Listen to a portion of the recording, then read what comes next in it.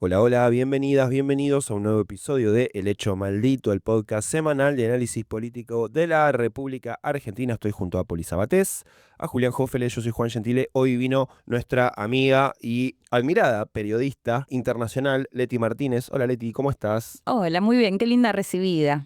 Eh, Contenta de estar acá con ustedes. Nosotros también. Además estás inaugurando el segmento internacional del Hecho Maldito. Estamos haciendo memoria si hemos De tenido... este año seguro. Sí, pero no sé si tuvimos otro invitado o invitada para hablar de temas globales, de geopolítica. No me preparé para esta pregunta. Bueno, qué responsabilidad. Están pasando un montón de cosas en el ámbito de la política local, pero además también en el mundo, con las guerras, el tablero geopolítico está muy movido por estas últimas semanas, por Se eso picó el mundo. un montón. Sí. Por eso también hemos invitado a Leti. Terminó la Tercera Guerra Mundial, empezó, duró 12 días nada más. Qué difícil. Yo creo que igual estamos hablando de ir a la Tercera Guerra Mundial hace un par de años, sobre todo ya con la llegada de la primera presidencia de Donald Trump, que viene a romper un poco con todo lo políticamente correcto, ¿no? Que me parece que Trump es el primero, más allá de que después le siguen Bolsonaro, bueno, Milei acá, por Fito supuesto. Páez después. Que digo, llegan todo al extremo, ¿no? En esto que se dice muchas veces que Trump lo hace porque es un gran negociador, entonces llega hasta cierto extremo y después logra negociar. A ver, en lo que tiene que ver con Medio Oriente concretamente, esta guerra que ya se lo conoce como los 12 días, también hay dudas, porque hay como una especie ahora de frágil cese al fuego, porque recordemos cuando Trump lo anuncia de manera sorpresiva el lunes después de haber atacado 3 centrales nucleares, y ahí sí ya se hablaba de la posibilidad de una tercera guerra, continuaron atacándose tanto Israel con Irán. Y me parece que la pregunta que está ahí, o lo que da a pensar que pueden llegar a seguir, es que recordemos que Israel cuando ataca a Irán, lo que dice es que lo hace de forma preventiva para frenar el programa nuclear iraní. Hasta el momento no se sabe cuánto fue la destrucción realmente del programa nuclear iraní. Todavía no hay precisiones. No hay precisiones. De hecho, bueno, Trump por supuesto sale y dice sí, lo destruimos, les va a llevar años volver a hacerlo, a tenerlo, pero se filtra esta semana un informe del Pentágono donde decía que básicamente solo habían logrado retrasarlo unos meses. Es decir, un panorama bastante más complejo. Después, si quieren, Claro. nos ponemos más... Porque además es el gran argumento, ¿no? Para el ataque, para la agresión, el potencial supuestamente atómico, ¿no? Exacto. No. Israel... ¿Cuán real es eso? Digo, porque te lo pregunto de la ignorancia total. Sí. Digo, ¿cuán real es la capacidad armamentista atómica de Irán? Bueno, Irán, recordemos que ellos dicen que tienen el programa nuclear con una finalidad energética, ¿no? Enriquecer uranio claramente puede tener una finalidad energética, como el caso nuestro. Y es válido siempre recordar que existió un plan que firmó Barack Obama y que lo firmaron otros países también, donde Irán, que además es parte del Tratado de No Proliferación, se comprometía a recibir las visitas o las inspecciones de lo que tiene que ver con la Agencia de Energía Atómica, y cumplió con lo que tenía que hacer. Cuando llega Barack Obama en la primera presidencia, rompe con este plan. Lo que se cree que el motivo por el cual lo hizo es porque Irán había firmado este acuerdo a cambio de que le levanten las sanciones económicas. Entonces, un poco el argumento de Israel y de Estados Unidos era, bueno, el haberle levantado las sanciones económicas mejora la situación económica de Irán y por ende también refuerza su apoyo a lo que se conoce como proxies, que pueden ser Hezbollah en el Líbano, Hamas en Gaza, los hutíes en Yemen. Y por eso se van, o sea, esto no es lo que dicen oficialmente, ¿no? Se van del plan. Lo que pasó en el último tiempo fue que empezó a enriquecer uranio y se encuentran, y las inspecciones empezaron a complejizarse más, digo, porque ya no formaba parte del plan, más allá que sí del acuerdo de Tratado de No Proliferación, y se encuentran con mayor cantidad de uranio enriquecido y en un 60%. Para tener armas nucleares se necesita un 90%, y este paso, que esto es lo que dice Rafael Grossi, el argentino Rafael Grossi, esto lleva poco tiempo, pasar de un 60 a un 90%. Después hay otro paso que es más largo para ya adquirir armas nucleares. Un poco esa era la situación, o sea, no tiene armas nucleares, no tuvo Irán, y ese era el proceso o la disputa.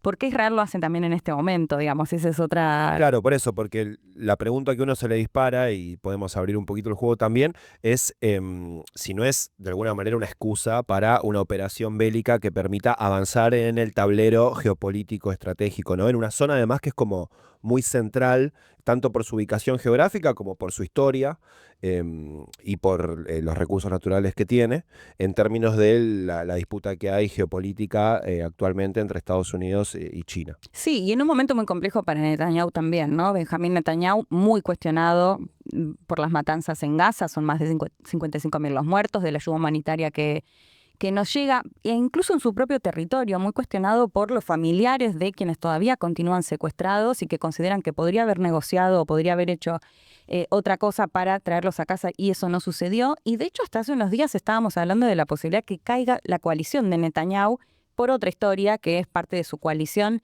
Él forma parte con partidos que son ultraortodoxos y ultranacionalistas. O sea, con otra disputa que podían soltarle la mano y se podía llegar a caer el Parlamento y por ende también caer Netanyahu. No sucedió, pero a lo que voy es, venía en toda una situación bastante más compleja, Claro. que al ir a esta guerra con Irán, bueno, genera, lo mismo pasa con Irán, al ir a una guerra con Israel, genera como cierta unificación o apoyo en la sociedad por considerar que el otro es un enemigo. Y en ese momento es que elige hacerlo, ¿no? Claro, muchas veces las operaciones militares también responden a cuestiones internas y locales, ¿no? Totalmente, domésticas, sí. Bueno, además un Netanyahu que es investigado por corrupción, digo que también esto, ¿no? Una de las cuestiones que se analiza es hasta dónde también, por qué avanza tanto con Gaza, de esa forma, si no responde también, por supuesto, a una cuestión doméstica de salvarse de la justicia.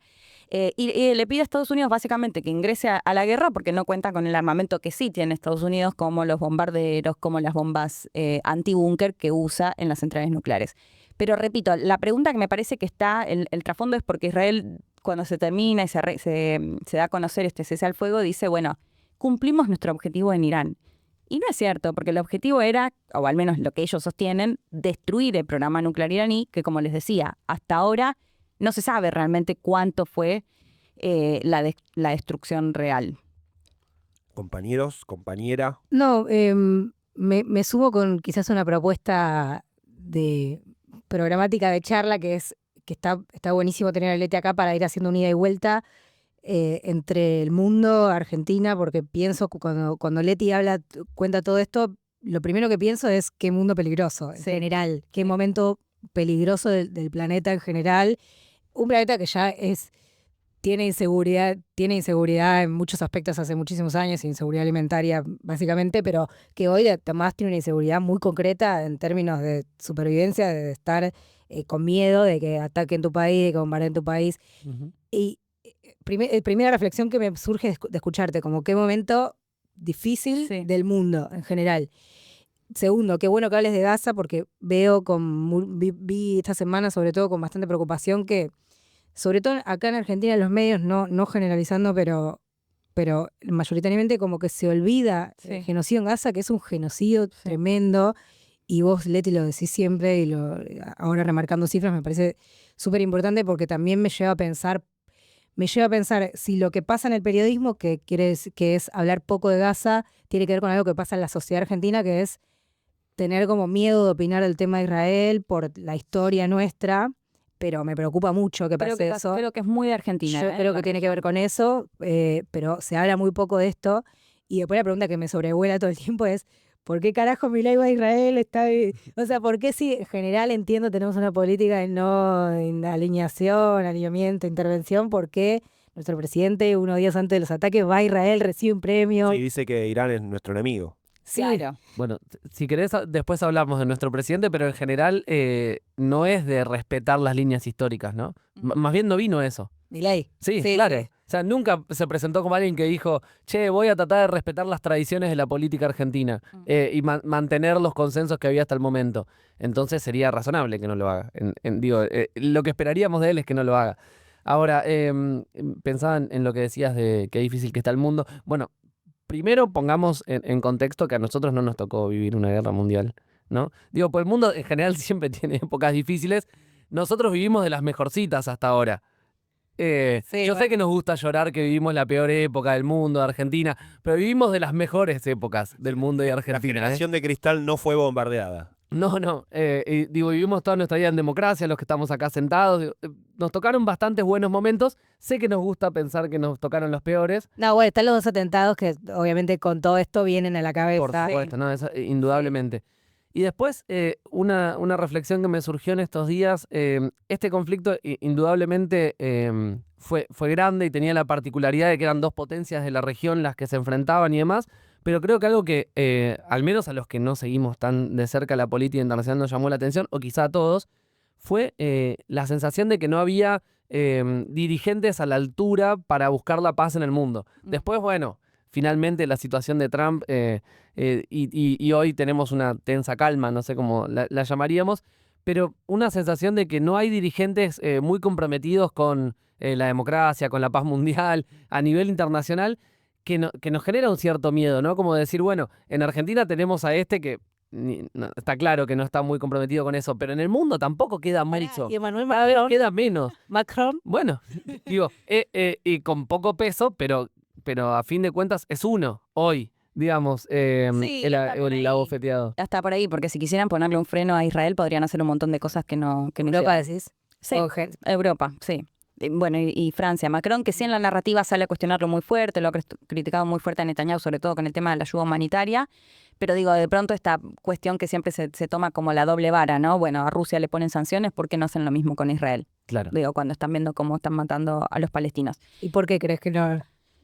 Yo creo que Europa carga mucho con la culpa del holocausto. Creo que eso pasa mucho. Entre otras cuestiones e intereses y demás que podrían, y sin olvidar que es el gran aliado de Estados Unidos. De hecho, bueno, no quiero abrumar con muchas cosas, pero después, de hecho, Pero les puedo dale, contar lo que bloqueala. pasó en la OTAN también, que por ahí tiene que ver. Pero pensaba en dos cosas de lo que ustedes decían. Bueno, decías que no vivimos la Primera y la Segunda Guerra. Justo venía leyendo una nota de un medio estadounidense que decía, y que creo que esto es bastante representativa, el mundo en este momento, después de la Segunda Guerra, estuvo la Guerra Fría y demás, pero se empezó a dar una baja total en lo que tenía que ver con el gasto en defensa. Y Europa es muy claro en ese sentido. Bajar el gasto en defensa por creer que la guerra era cosa del pasado. Ucrania cambia un poco esto, sobre todo por lo cerca que les toca, digamos, ¿no?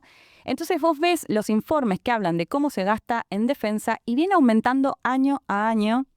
China, que viene liderando por ahí en cuanto a la cantidad, que en los últimos 10 años empezó a comprar mucho más, pero sigue siendo, por supuesto, Estados Unidos el que lidera absolutamente. Entonces estamos en un mundo que está más armado. De hecho, esto que les decía, la cumbre esta de la OTAN, que se llevó una gran victoria a Donald Trump esta semana, porque logró un pedido que les venía haciendo, básicamente dice, bueno, ¿por qué Estados Unidos es el que tiene que poner más plata para la defensa europea? Háganse cargo ustedes un poco. Y logró, antes Trump pedía que lleguen a un 2% del PBI en gasto en defensa. Logró que ahora firmen que van a destinar un 5% del PBI en defensa. Es muchísimo. Sí, esos 3 puntos hay que sacarlos de algún lado en cada uno de esos países, Bueno, ¿no? el único que se opuso fue Pedro Sánchez, el presidente de España, que además está bastante complicado por situaciones de corrupción de funcionarios muy cercanos a él. Pero Pedro Sánchez dice, ¿de dónde voy a sacar? Son 300.000 millones de euros extras de acá a 10 años, se espera que se haga, que le voy a tener que recortar a educación y a salud. Lo dice directamente, porque esto es un debate en Europa de, bueno, obviamente si gastamos más en defensa, estamos sacando de otras áreas, ¿no? Pero logró que Europa haga eso, en parte, por el temor que le tienen a Trump de que le suelte la mano, y por el otro lado, porque les dejó claro que se tienen que Estados Unidos no es un socio confiable para ellos en este sentido, ¿no? Con un Trump que genera completamente incertidumbre. Es decir, que estamos en un mundo que está más armado, no solo lo que tiene que ver con las cuestiones de armas nucleares que mencionábamos antes. De hecho, Israel lo acusa a Irán, pero Israel también cuenta con armas nucleares, ¿no? Claro, eso te iba a preguntar, ¿cuál es la potencia armamentística y económica también de Israel? Fuerte. Sí, militar muy fuerte. En lo que tiene que ver con armas nucleares, muy brevemente, son 5 países los que lo tienen de forma legal, porque en el momento en el que entra en vigor, en el 70, el Tratado de No Proliferación, dicen, bueno, quienes ya tenían armas nucleares las pueden tener, y son Estados Unidos, Rusia, China, Francia y Reino Unido, y lo que tienen que hacer es evitar que proliferen, ¿no? Básicamente no pasar la información a otros países. Se considera bastante exitoso el Tratado de No Proliferación porque hay 4 países más que no firmaron el tratado, que son Israel, India, Pakistán y Corea del Norte. Es decir, si vos pensás que son casi 200 países, bueno, fue poca la proliferación. Pero bueno, Israel es uno de los que los tiene, más allá de que si ves las armas nucleares, el 90% las tienen Rusia y Estados Unidos. O sea, siguen siendo, por supuesto, los que los que lideran completamente. Pero por esto se hablaba mucho esto de una tercera guerra, porque al entrar Estados Unidos a la guerra, a un país como Irán, que a priori es un aliado de Rusia y de China, bueno, ¿qué podía llegar a pasar ahí? A mi modo de ver, Rusia primero que está con Ucrania y me cuesta creer que quiera entrar a otro conflicto, más donde está Israel y Estados Unidos detrás. Y China que tiene otra postura. La postura de China es un poco, yo negocio, comercio, no me importa tu ideología política, no quiero intervenir militarmente, ¿no? Como que tiene una postura muy distinta a lo que al menos estamos acostumbrados a la potencia que es Estados Unidos, ¿no? Me parece que China en ese sentido se plantea de otra forma. No sé si podría llegar a convertirse en alguien que negocie la paz, pero al menos sí, digamos, pareciera al menos a priori estar más alejado de decir, bueno, yo voy a intervenir militarmente. De hecho, con Ucrania y Rusia se hablaba mucho. Me acuerdo que al principio de los medios de comunicación de Estados Unidos decían que China estaba enviando armamento a Rusia, algo que jamás se pudo comprobar, y en parte porque me parece que la postura de China es distanciarse de la intervención militar que hemos vivido siempre de la potencia que es Estados Unidos. Puede tener que ver también con lo que su propio establishment político y la propia sociedad le exige o no le exige a cada uno de los países. Es decir, a Trump el movimiento que lo lleva al poder y el que él mismo impulsa y hace crecer, lo quiere a Estados Unidos interviniendo en todo lo posible, a pesar de que para Estados Unidos está difícil la situación, digamos. ¿No? En China es así, que China protagonice o cuidarnos a nosotros y listo. Mira, en el caso de Estados Unidos es interesante porque es un Trump que llega con la idea de Estados Unidos no tiene que financiar más guerras, tenemos que terminar las guerras, vamos a terminar la guerra de Ucrania en 24 horas. Ese es un poco el planteo que apoyan sus seguidores. De hecho, cuando atacó a Irán, generó una grieta muy fuerte, no solo dentro de su gobierno, sino con sus seguidores. De hecho, si ves las encuestas, había un apoyo muy grande a creer que Irán no tiene que tener armas nucleares, por ejemplo, pero no estaban de acuerdo en que Estados Unidos ingrese a la guerra. O sea, a diferencia por ahí, de hecho, es interesante Estados Unidos porque en realidad por ahí acá desde el progresismo siempre caen más simpáticos los demócratas, pero los demócratas son los que suelen intervenir más militarmente. Está la frase de que en Sudamérica un gobierno demócrata es lo peor que nos puede pasar. Sí. Se ha repetido. La política exterior, sí. Pero bueno, en cuanto a los republicanos o en cuanto a Trump, es cierto que él tiene como esta postura de no queremos intervenir. Más allá de que después Trump es el mismo que genera un montón de estos problemas al decir voy a conquistar territorios, y un montón de cuestiones discursivas. En el caso de China me cuesta decir de la sociedad, porque una sociedad es mucho más compleja en ese en términos de participación y demás. Claro, de saber, digamos, qué apoyo puede llegar a tener en el caso de China si decidiera, por ejemplo, atacar, pero no forma parte de su historia. Pero China digamos. además está como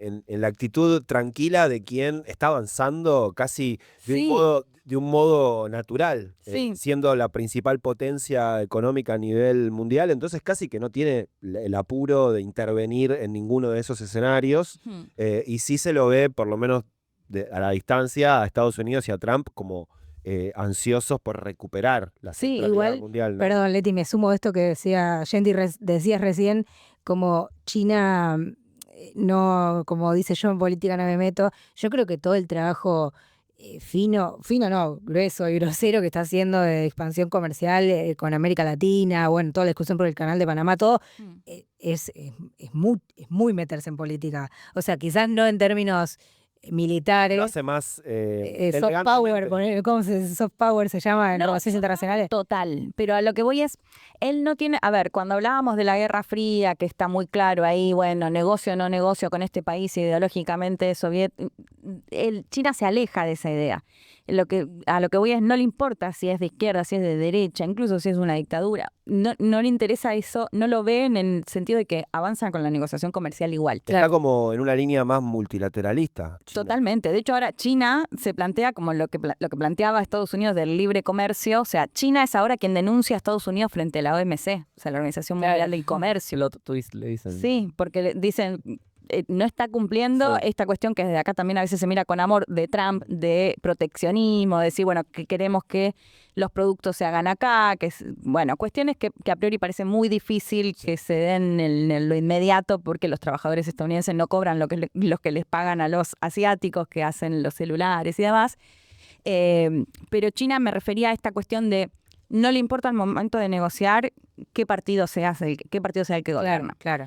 Y sí tiene esta postura muy clara de no intervenir militarmente. Después, total, en 20 años en la región, de hecho eso es un debate para darnos como latinoamericanos, China pasó de estar muy lejos entre los socios comerciales a ser el segundo socio comercial de la región y en algunos casos superando, por ejemplo, con Brasil a Estados Unidos y quedando en el primer lugar. Bueno, en muchas provincias argentinas es el primero también incluso. Claro, sí. Mi sensación de mucho interés en la política internacional y quizás poco conocimiento profundo como Leti, ¿no?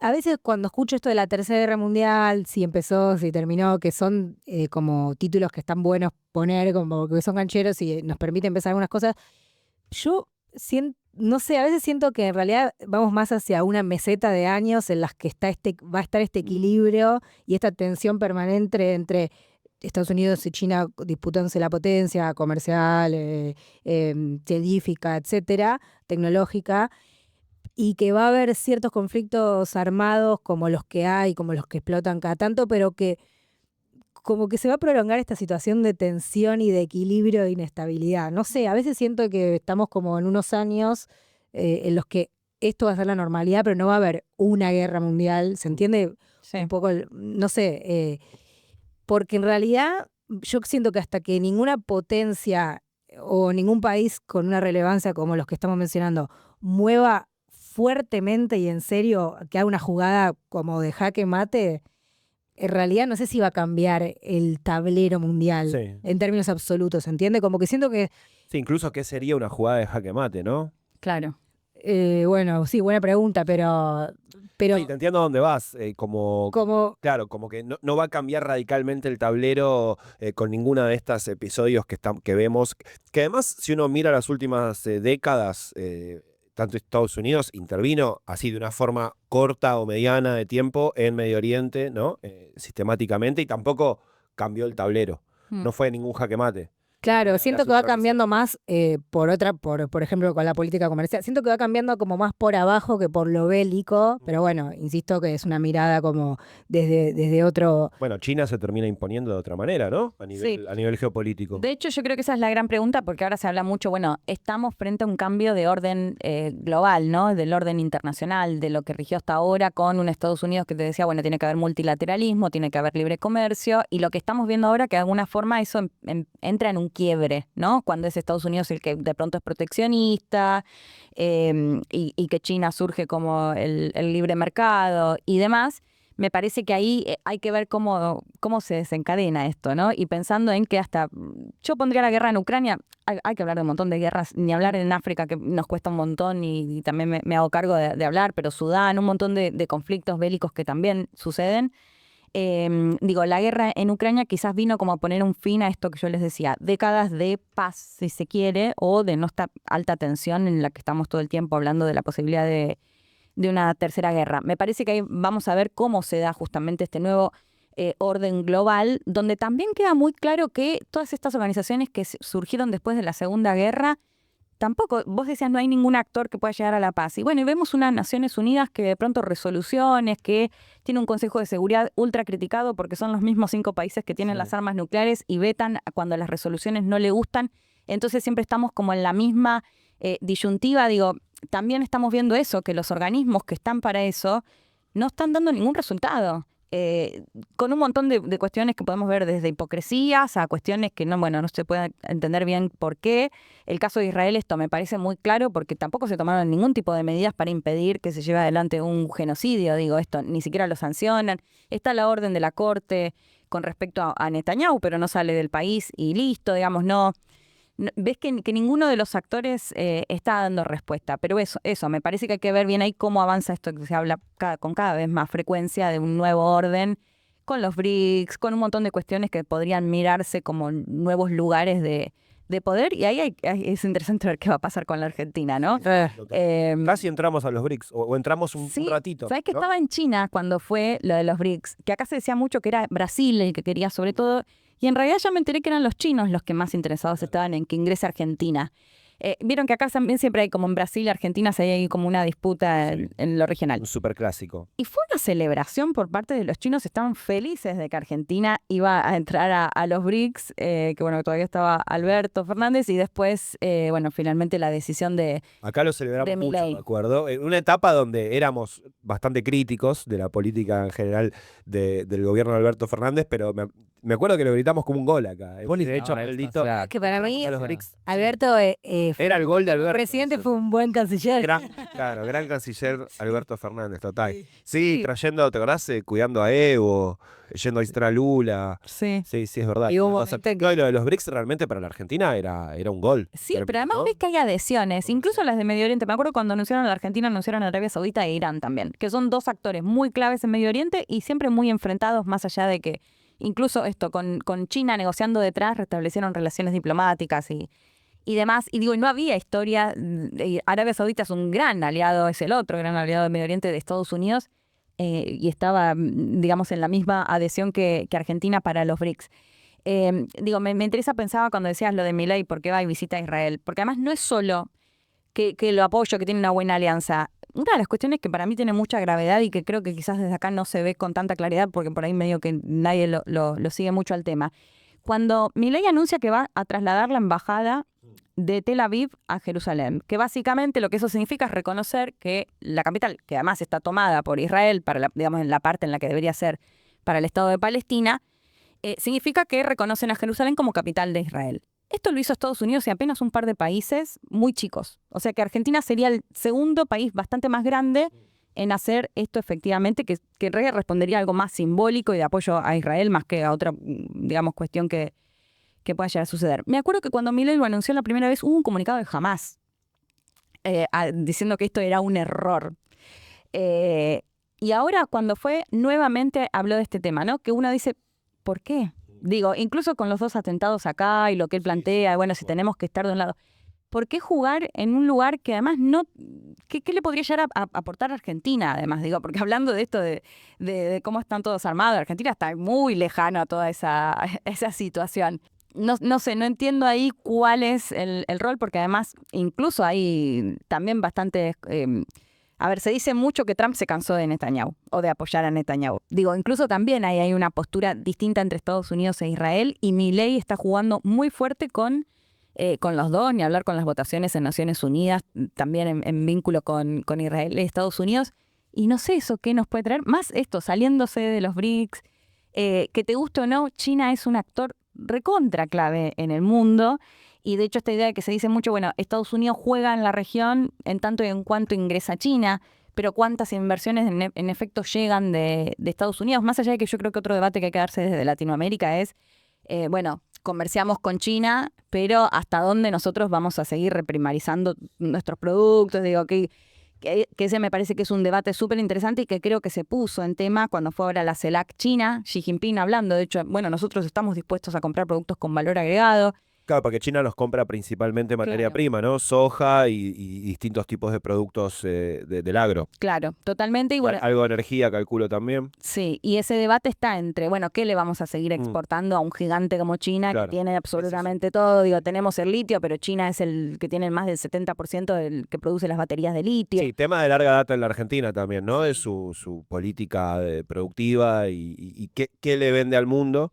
Tiene la llave fácil de venderle productos del campo, primarios, y siempre nosotros estamos con esta idea de, bueno, cuando la Argentina va a priorizar las exportaciones con valor agregado, con generación de trabajo, ¿no? Con distintas etapas productivas. Bueno, eso lógicamente es más complejo de exportar, por empezar, porque con la soja tenés menos competidores y con productos con valor agregado estás compitiendo con las principales potencias, y bueno, con Brasil, que tiene un desarrollo industrial tremendo.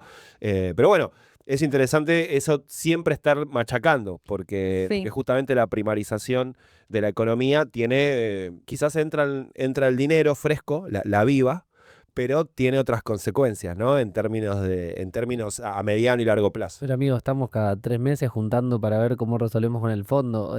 Tu debate no va a la viva por ahora. O sea, necesitamos la viva, después la viva y bueno, y después también. ¿Todavía no nos seguís en las redes sociales? Somos Maldito Hecho en Twitter, El Hecho Maldito OK en Instagram y en YouTube, y en Spotify El Hecho Maldito. Retomo desde la visita de Milei a Israel y el anuncio de la embajada, porque creo que en las dos cuestiones hay un factor que por de formación profesional y intentamos politizar todo o buscarle la racionalidad a algo que él dijo 2 veces y creo de manera bastante explícita, tiene que ver con una revelación divina que tuvo.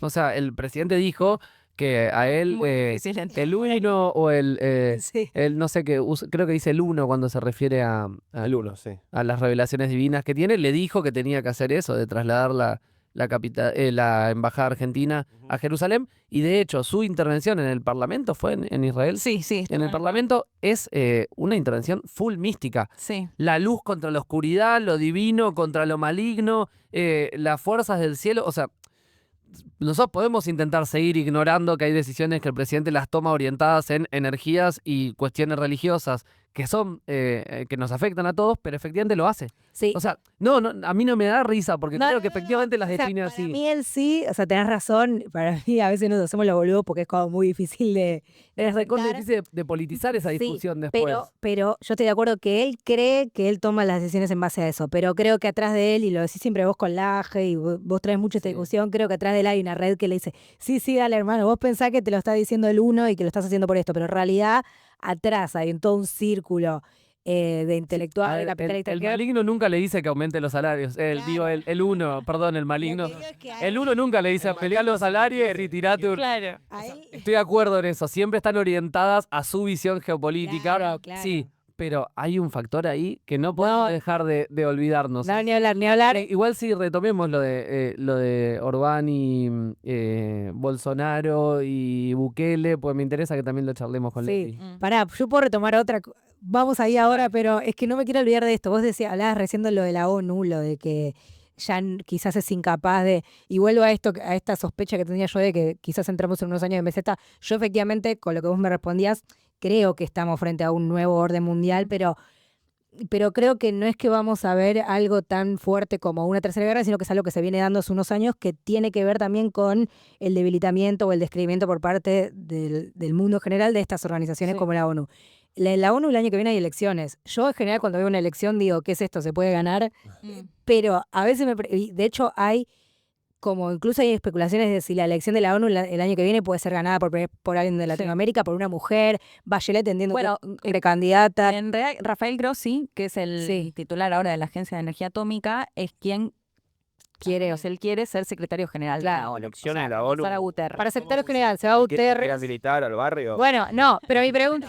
Se especulaba Casa por mucho casa. ahora Sí. con la guerra entre Israel e Irán. ¿Se acuerdan que Grossi recibió una amenaza, a menos si lo dieron a conocer, desde Irán?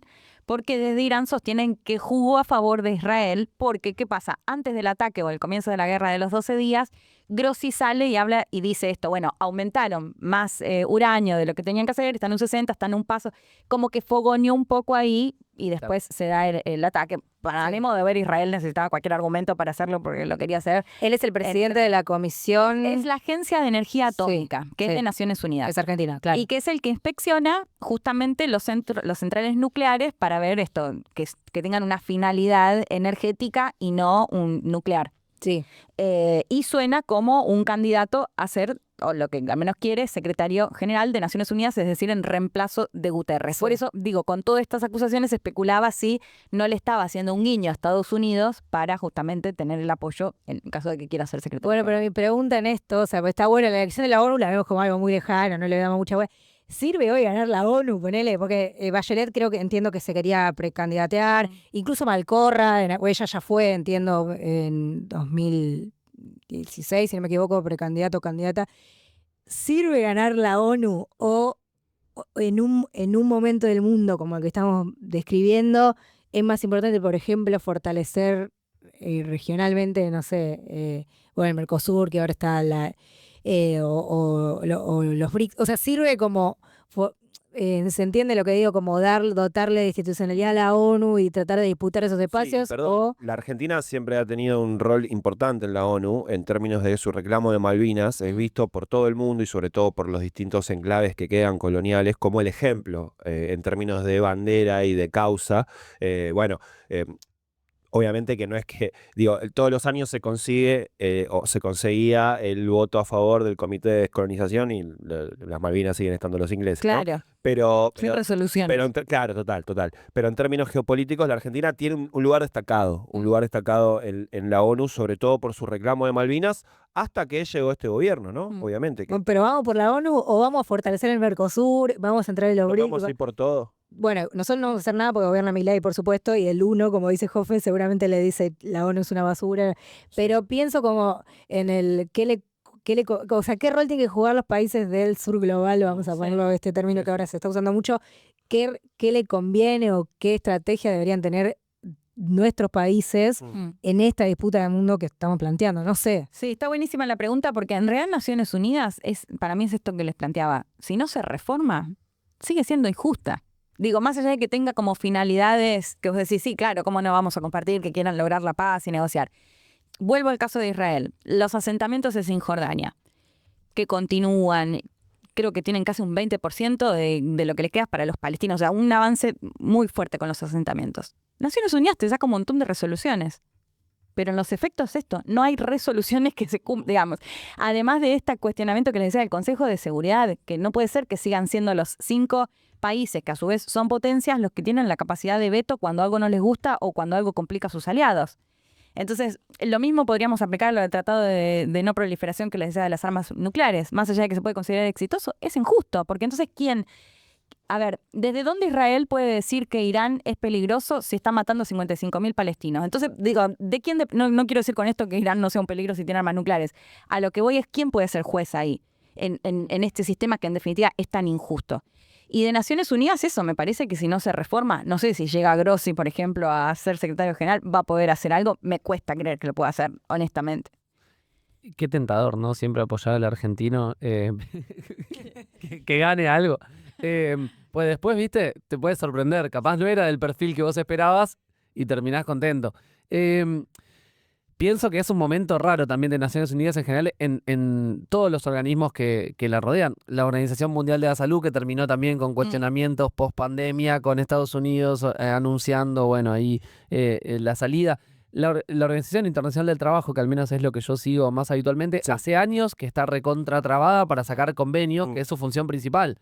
Porque los empleadores y los estados tienden a bloquear el avance de más derechos para trabajadores. Es decir, pero saca buenos informes. No, obvio. Sí. Es recontra importante la OIT y sigue haciendo cosas y la burocracia de la OIT sigue funcionando correctamente. Hace poquito fue, ¿no? Pero está difícil. Este año se estaba discutiendo el tema plataformas. Bueno, anunciaron que quizás el año que viene. Es decir, no salió este año. Claro. Por más que hubo avances, etcétera. Sí. Pero bueno, el lobby de lo que era ahí presente, Uber, las demás plataformas mundiales ahí intentando que no salga una regulación, hizo que no salga. ¿No? Digamos, hay ahí una cuestión también de cierto debilitamiento de todos los organismos que le rodean, que me parece que contribuye a que la segunda propuesta de Poli sea la que más me convence. La de un nuevo orden global que modifique también las organizaciones. Bueno, sí, o fortalecer regionalmente, ¿no? Tratar de abroquelarse con lo que uno pueda. Bueno, no es la decisión que tomó nuestro presidente, está claro. No, y no creo que sea la que tome... Nuestro presidente dijo que Irán es enemigo. Sí, y no creo que sea la que tome Chile el año que viene, ni la que vaya a tomar Bolivia el año que viene, si las encuestas de las elecciones que vienen arrojan los resultados que realmente van a pasar. O sea, pareciera que viene una etapa en la que no se va a fortalecer mucho la región. Estaba muy pesimista con eso. Ya te escuché el otro día que yo no estaba acá y discutí con vos a distancia. ¿En porque Chile va a ganar la derecha tradicional o la ultraderecha? Es lo más probable. Está bien, pero hoy tenés en Sudamérica más gobiernos progresistas. Hoy, pero el año que viene no. Poli está, el programa pasado, vos no sé si la escuchaste, pero estaba diciendo que básicamente estaba gobernando Bolsonaro todos los países. No, pero el mapa del año que viene va a ser distinto al de este año. Entonces hay que tener visión a largo plazo, pensar en las elecciones de la ONU son el año que viene. Y, hay que empezar a militarlas. Chile para mí va hacia el camino. De hecho, hay un Milei, hay como un outsider economista. Está Kaiser, que es el hermano de quien se está hablando ahora tanto, pero igual Kaiser bajó en las encuestas. Ahora Boric está de licencia por paternidad. Sí, fue padre. 5 días, mucho anuncio. Boric, que es muy cuestionado desde el progresismo, ¿no? A mi modo de ver, yo creo que quedó realmente limitado cuando no se modificó la Constitución, porque muchas de las cosas que prometía no se podían avanzar. Pero bueno, recibió mucho cuestionamiento de progresismo por considerar que en definitiva llegó al gobierno y puso funcionarios que Sí, eran de incluso la le centro-izquierda. están diciendo al Partido Claro, Comunista, claro. que es el partido del statu quo Sí, en Chile, el PC. sí. Y ahí se me fue lo que iba a decir. No, que Boric, digo ahora, con todo el tema de la guerra, salió a tener una postura que yo creo que al menos a nivel regional es muy clara, está bien. Hablamos de Chile, que tiene además la comunidad palestina más grande de la región, ¿no? Eso influye, por supuesto, pero que salió a cuestionar, en el caso ahora de Irán e Israel, muy fuerte a Estados Unidos, diciéndole, por más poder que tengas, esto es una violación al derecho internacional y por más Estados Unidos que sea, no podés, digo, como muy firme en su política exterior. Bueno, por ahí podría explicarle de Alberto, o en política exterior. Claro. Creo Cada que una no sé tiene sus virtudes y sus defectos, ¿no? Yo te digo, a mi modo de ver, creo que realmente ha quedado limitado, pero bueno, el progresismo lo cuestiona un poco más fuerte por eso, por considerar básicamente que no hubo grandes cambios Sí. durante su gobierno. Pero esto, según las encuestas, lo más probable es que en Chile en noviembre gane la derecha tradicional o la ultraderecha de José Antonio Que no Cast. es que soy pesimista. Y tampoco nos cambia tanto. Bueno, escuchamos. pero pará, tiene que ver, o sea, en la idea de reforzar lo regional, te alejás.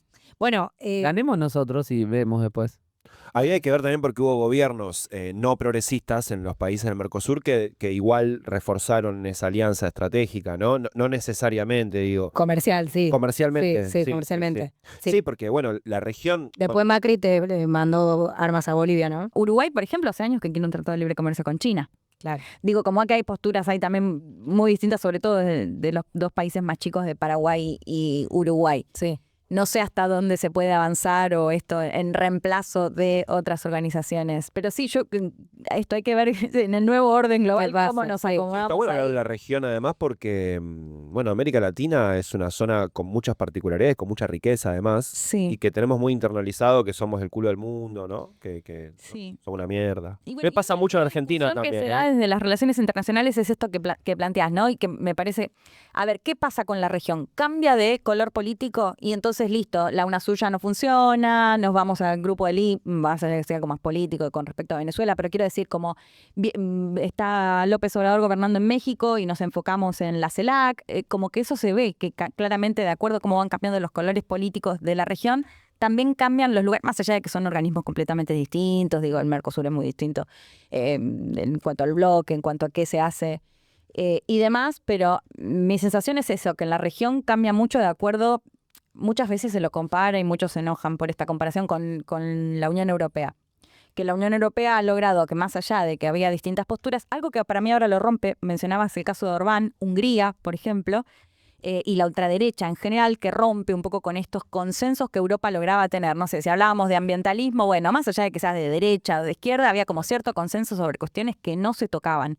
Y eso me parece que de alguna forma les permitía avanzar en ese sentido en la Unión Europea. Y creo que ahora la ultraderecha pone un poco ahí el debate de hasta dónde esto era tan así.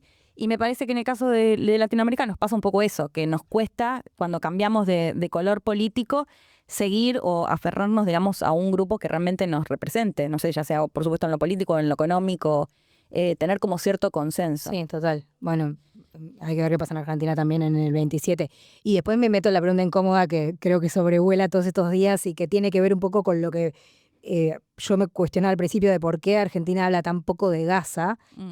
No sé si de sus conocidos esta semana en su grupo de WhatsApp apareció, che, nos van a bombardear por lo de Milei, que también está esa pregunta flotando de qué consecuencias concretas, directas podría tener o cómo no solo el gobierno argentino, sino la sociedad argentina se para frente a Israel, se para frente a Gaza, y no sé, les deben haber preguntado a ustedes, ¿cuántas chances hay de que nos hagan un nuevo atentado? Bueno, esa pregunta también creo que sobrevoló el tema todos estos días. Y sí, bueno, si bien ya pasaron años, Argentina sufrió en su propio territorio, ¿no? Consecuencias muy, muy concretas, que quedaron muy marcadas, ¿no? En términos sociales y simbólicos. Pero sí, por supuesto, es un tema que es espinoso en todo ámbito donde se plantea. Incluso vieron que en muchas de las manifestaciones que vemos callejeras de los sectores que están en lucha, a veces aparecen algunas banderas de Palestina. Sí. Y eso es muchas veces... atacado por algunos medios de comunicación poderosos, ¿no? Mm. Más allá de que, bueno, uno podría después pensar que si es productivo para el reclamo, que haya bandera de Palestina o no, digo eso, pero corriéndolo, Sí. cuando aparece esa bandera, genera como un alerta, incluso hasta como un sobresalto, ¿no? Permanente. Sin embargo, Feynman hace su programa con la bandera de Israel al lado Por en supuesto. cámara y eso no genera como una... Bueno, y estamos hablando de un genocidio. A mí lo que me llama la atención es que nos cueste tanto, más allá de jamás, más allá del 7 de octubre, que obviamente no se justifica eso. ¿No? Son dos cosas distintas. O sea, tendríamos que poder como país o como sociedad, ni siquiera me bajo de los políticos, hablar de genocidio. Eso es lo que a mí me... pasa que Además, es una ya potencia. no tiene que ver ni con una cuestión ideológica, porque incluso quienes se basan en, bueno, después del 7 de octubre, que podés llegar a entrar en la defensa de Israel, por Sí. considerar que lo quisieran atacar y demás, pero incluso en el derecho internacional. Digo, ya pasaron casi 2 años y los ataques continúan y tienen bloqueada la ayuda humanitaria y van a buscar comida, van a buscar un pedazo de pan y les disparan. Y se calcula que un altísimo porcentaje son nenes. Pero bueno, hablamos de acá de la dirigencia de la DAIA, no sé si se acuerdan de ese edit, que a partir de los 4 años ya había que matarlo. Bueno, es una potencia imperial en alguna manera. Y también económica y militar y cultural. Digo, que además, aparte de todo eso, su pueblo sufrió un genocidio. Mm. Digo, hay un montón de cosas que lo atraviesan, ¿no? Y por supuesto que hacen que el debate sea complejo. Nosotros, particularmente además en Argentina, somos uno de los países que tiene mayor población de origen judío. Sí, y la conexión que tenemos con Israel es muy fuerte porque, de hecho, eso, muchos, incluso los secuestrados, eran argentinos israelíes. Digo, tenemos una cercanía de historia, de cultura muy fuerte. Sí. Con respecto a lo del ataque, que había un análisis que decía como, bueno, sí, yo no sé si en este momento hay algún otro mandatario que apoye fuertemente, como lo está haciendo Milei, a las decisiones de Israel y de Estados Unidos. Más allá de que se puede cuestionar, de decir, bueno, Francia podría hacer más y no lo hace, pero en la narrativa al menos ves que salen a criticarlo a Netanyahu. Digo, no se me ocurre si hay algún otro mandatario que lo apoye así, de esta manera tan fuerte. Entonces mucho se decía, bueno, si quisieran dar un mensaje al resto de los mandatarios, y bueno, Argentina hubo 2 ataques, no hubo justicia, digo, la seguridad, además un montón de cuestiones.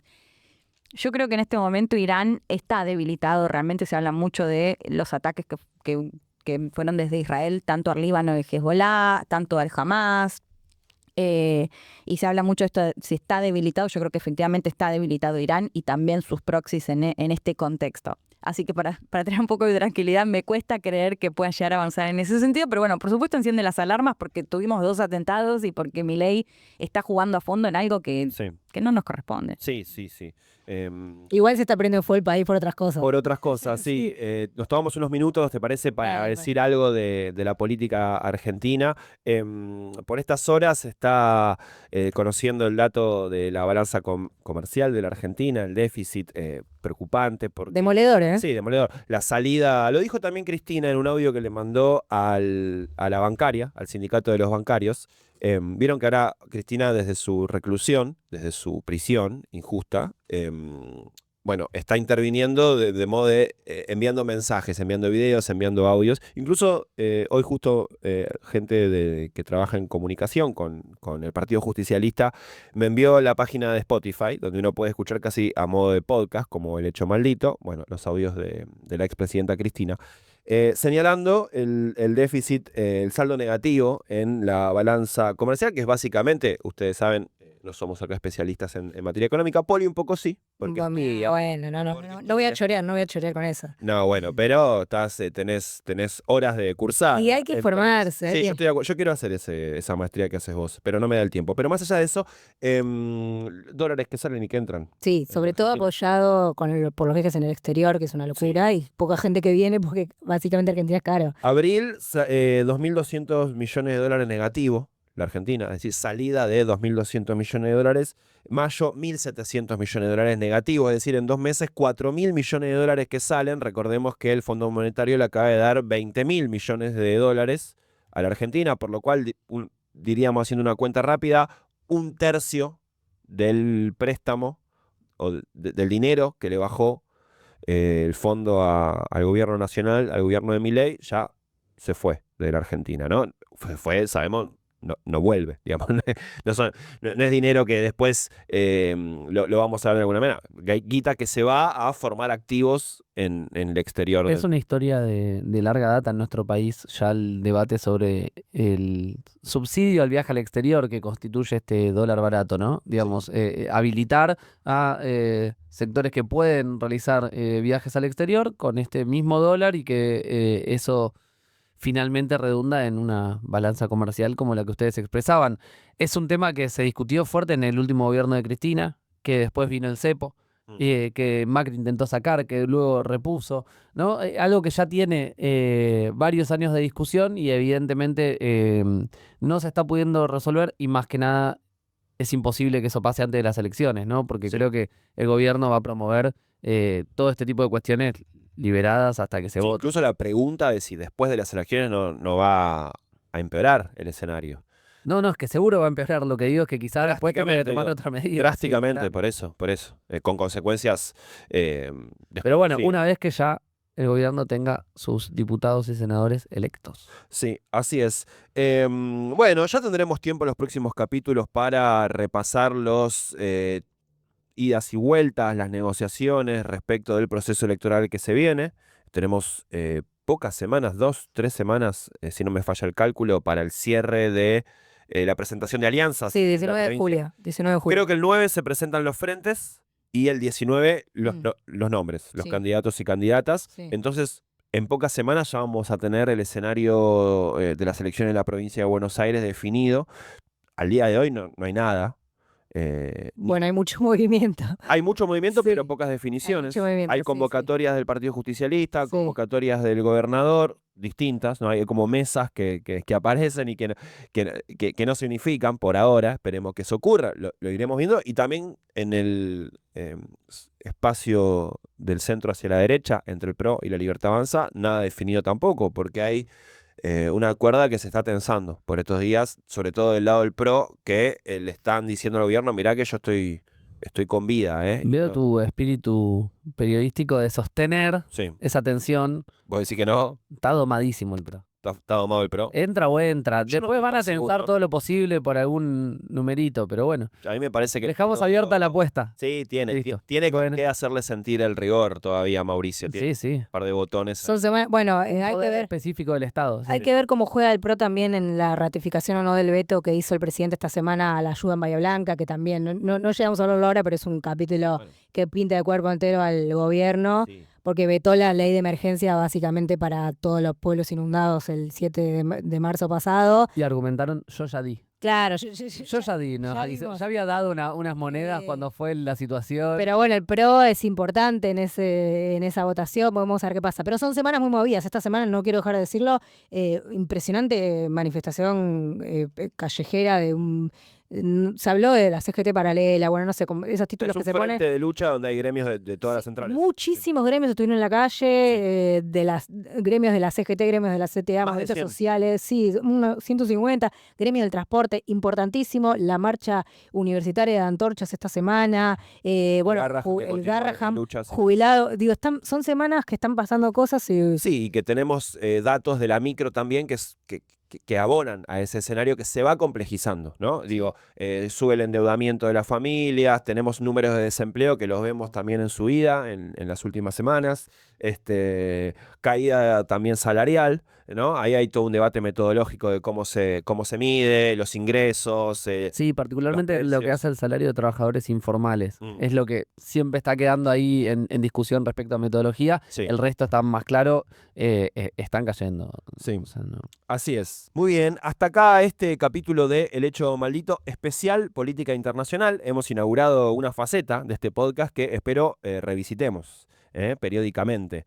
es importante porque Sí. cómo pensar Argentina sin el mundo, ¿no? Todo tiene que ver con todo, como dice la doctora. Gracias, Leti, por haber estado. Un placer. No, un placer para mí y eso, en base, siempre digo, entender la política internacional y lo que pasa afuera también nos ayuda a entender mucho más lo que pasa acá adentro. Muy bien, estuvo Poli Sabatés, estuvo Julián Hoffele, estuvo Aggi Cesare, como siempre, haciéndonos videos, fotos que van a ver en nuestras redes sociales. Le mandamos un abrazo a nuestra compañera Mili Pioletti. Yo soy Juan Gentile, nos volvemos a encontrar la semana que viene cuando hagamos, como siempre, un nuevo capítulo del Hecho Maldito. Chau, chau.